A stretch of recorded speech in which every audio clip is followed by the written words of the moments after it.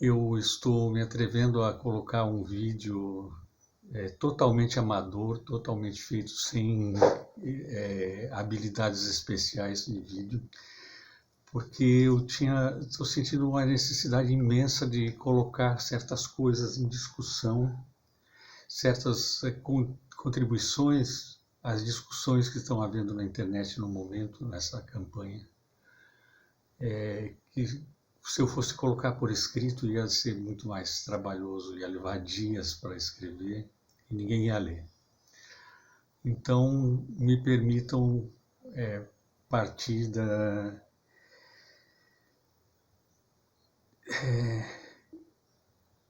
Esses óculos velhos estão tortos, mas ainda servem.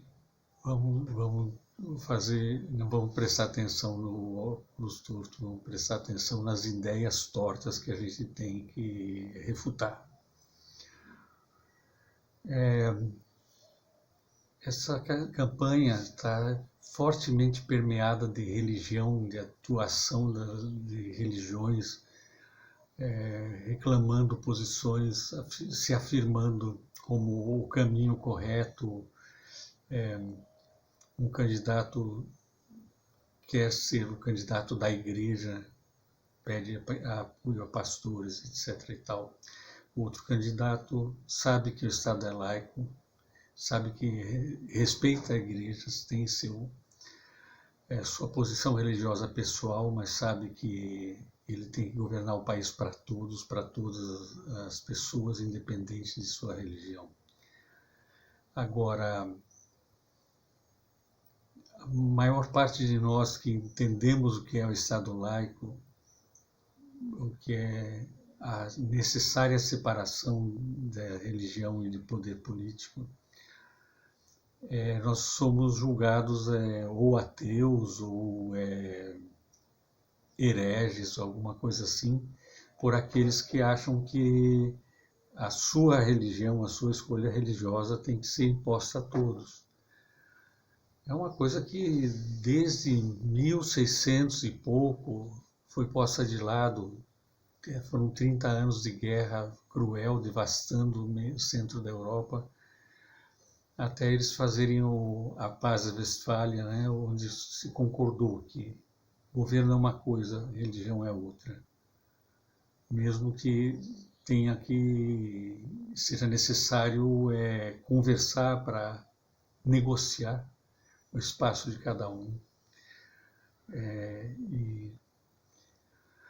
Bom, enfim, os defensores do candidato menos espiritual que já conheci de toda a minha vida, o candidato mais carnal, para falar em termos assim tradicionais do cristianismo, esses justamente nos acusam de sermos contra a religião, contra a espiritualidade, e eles serem defensores da religião.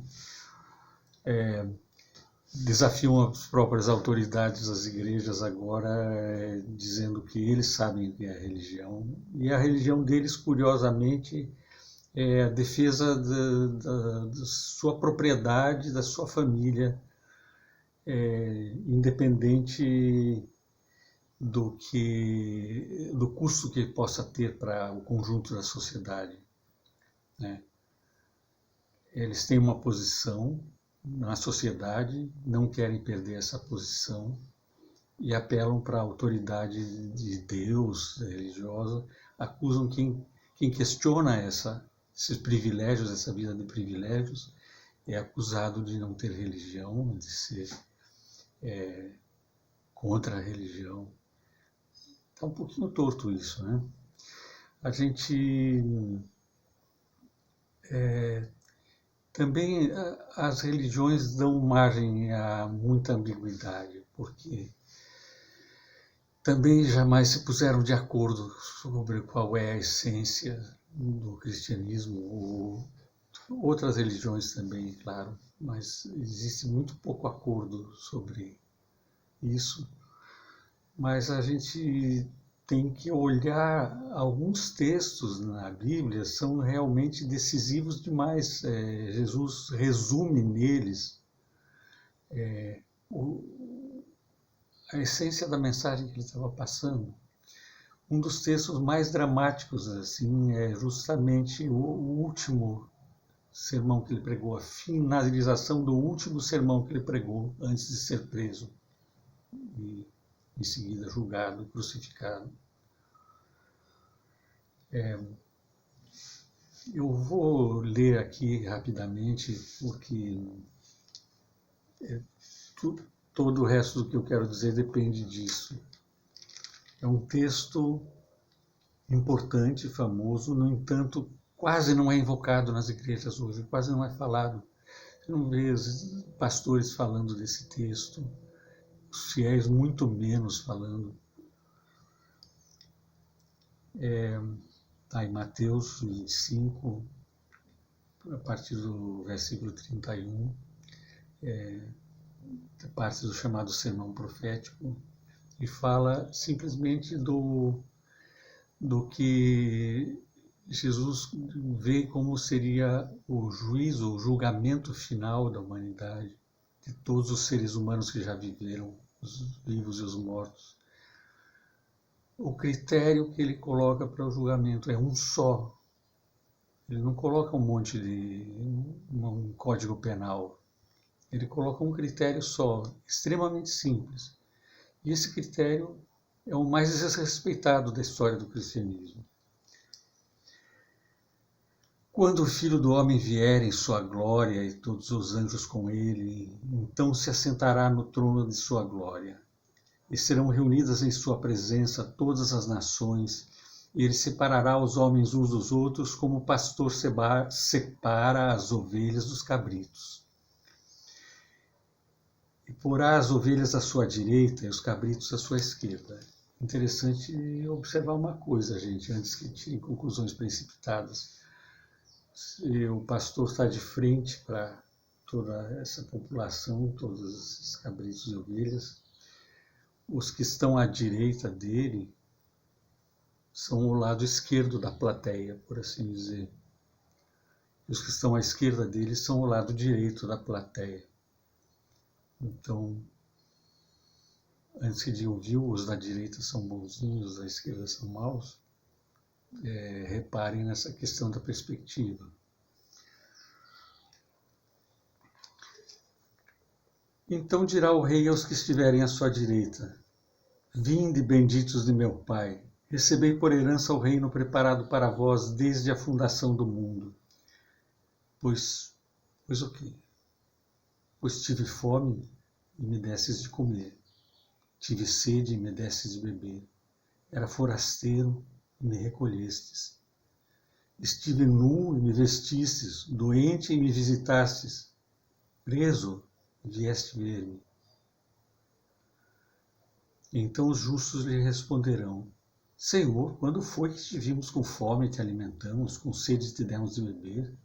Quando foi que te vimos forasteiro e te recolhemos, ou nu e te vestimos? Quando foi que te vimos doente ou preso e fomos te ver? Ao que lhes responderá o rei: em verdade vos digo, cada vez que o fizestes a um desses meus irmãos mais pequeninos, a mim o fizestes. Em seguida dirá aos que estiverem à sua esquerda, os do lado direito da plateia: apartai-vos de mim, malditos, para o fogo eterno preparado para o diabo e seus anjos. Porque tive fome e não me desses de comer, tive sede e não me desses de beber. Fui forasteiro e não me recolhestes, estive nu e não me vestistes, doente e preso e não me visitastes. Então também eles responderão: Senhor, quando é que te vimos com fome ou com sede, forasteiro ou nu, doente ou preso e não te servimos? E ele responderá com estas palavras: em verdade vos digo, todas as vezes que o deixastes de fazer a um desses pequeninos, foi a mim que o deixastes de fazer. Esse é, segundo Jesus, o critério do julgamento final, que não põe mais nada. Inclusive, isso coloca em questão os dogmas da religião reformada, que é somente a fé, justificação somente pela fé. Claro que existia uma razão muito forte, as pessoas contavam para as pessoas que se elas dessem bastante dinheiro para a igreja, se elas construíssem igrejas, mandassem fazer estátuas caríssimas, etc. e tal, que elas estavam comprando a salvação com essas coisas. Então, de repente, havia uma necessidade de contestar isso, só que dizer que o que a gente faz não faz a menor diferença, que só faz diferença aquilo que a gente acredita, não é bem assim, porque Jesus não disse isso. Né? Então, eu vejo que os bolsonaristas primeiro querem alguém que garanta suas propriedades. Ninguém está dizendo que vai tomar propriedade de ninguém. O PT já esteve no poder no Brasil por 13 anos, 14 anos. Houve apoio à tomada de terras improdutivas, de terras ociosas. E pessoas que têm uma infinidade de terras usam muito pouca dessas terras, então essas terras se tentou colocar à disposição, foi muito pouco ainda, pelo tanto de necessidade, tanto de gente que existe, que foi morar amontoada nos bairros periféricos das grandes metrópoles, quando poderia estar cultivando terra e produzindo alimento, mas não tinha a menor condição no campo, porque vendiam o seu trabalho por preço indigno e não tinham terra, quando a terra poderia ter sido distribuída, quando era plano, era plano já até do próprio Dom Pedro II, do Segundo Império, mas sabia que não estaria mexendo com fogo. Foi derrubado porque não negou que a filha abolisse a escravidão, foi derrubado por isso, não porque foram os proprietários de terra que ficaram absolutamente furiosos com ele. Eu não estou dizendo que ele era santo também, mas a nossa terra vive de uma concentração de posse de terras horrorosa e muitas outras coisas. Nesse sentido, a desconcentração, o compartilhar das coisas é o caminho para o Brasil ser grande, para o Brasil poder alimentar dignamente todos os seus filhos. Como dizia o slogan do tempo da Dilma, país rico é país sem miséria. Onde existe miséria, o país não é rico. Alguns são ricos, mas o país não. Então, querendo retomar uma agenda social, uma agenda também de preservação da natureza e tudo mais, somos acusados de ser diabólicos, de querer ir contra a vida, contra a religião. Mas que religião é essa? Quem eu vejo defendendo Bolsonaro está interessado só na sua própria vida. Eu quero viver assim, a vida que eu gosto é essa, e ninguém vai me tirar. Gente, o que é isso? Eu imponho miséria para milhares, milhões de pessoas para eu poder continuar tomando sol a hora que eu quero. O cristianismo propõe uma vida colaborativa. Os primeiros cristãos, logo depois da partida de Jesus, viveram em comunidade, compartilhavam tudo que tinham. Inclusive Engels, né, um dos fundadores da comunista, juntamente com Marx, ele tem um livro chamado Cristianismo Primitivo, em que ele demonstra como se tratava de uma comunidade comunista. não em todos os sentidos que um comunismo moderno pode, todos os detalhes que foram elaborados num conceito de comunismo moderno. Mas quem diz que nós estamos querendo implantar um comunismo? A gente está apenas querendo um pouco menos de injustiça.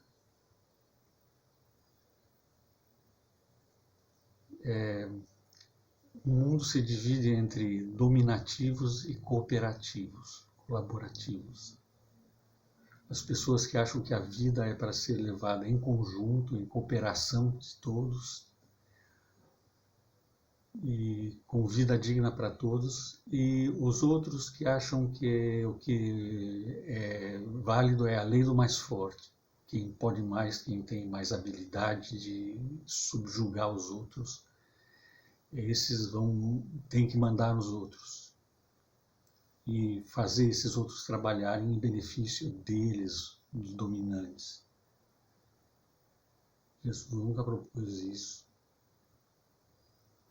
O Velho Testamento acompanha, ele foi escrito na época em que se estabeleceu o regime de propriedade privada e as primeiras cidades, etc. e tal. Mas Jesus propõe uma coisa completamente diferente, propõe uma vida de colaboração. E tem duas falas bíblicas, uma dele e uma de Paulo, que eu sempre falei para os meus alunos que deviam ser nossas guias na vida. A primeira do próprio Jesus é: aquele de vocês que quiser ser o maior, se faça servidor de todos. Quem quer ser servido, quem quer estar no bem bom, sem se importar com o custo disso para os outros, não me venha dizer que é cristão e que defende a religião. Quem quiser ser o maior, se faça servidor de todos. E Paulo, que eu não sou tão chegado nele como o próprio Jesus, mas vamos lá também das suas dentro, fala: levai as cargas uns dos outros, e assim cumprireis a lei de Cristo. Levai as cargas uns dos outros. É um país assim, onde todos colaboram, onde todos levam as cargas uns dos outros e constroem juntos um país bom para todos. É apenas isso que o PT quer, que nós que votamos em Lula queremos, nós que o próprio Lula quer. Não tem interesse em poder por si mesmo, ele tem interesse em ver as crianças que, como aquele foi no sertão de Pernambuco, depois nas favelas de Santos, que essas possam ter uma vida digna, um caminho tão digno quanto os filhos dos mais abastados. São humanamente todos iguais. E Jesus fala justamente dos pequeninos. Quem fez para os pequeninos, fez para ele. E isso eu sei que é cristianismo.